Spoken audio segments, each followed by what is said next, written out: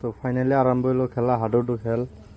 তো যারা যারা দেখবেন বলে আশা করছেন চুপচাপ মোবাইলটা নিয়ে বসে পড়েন।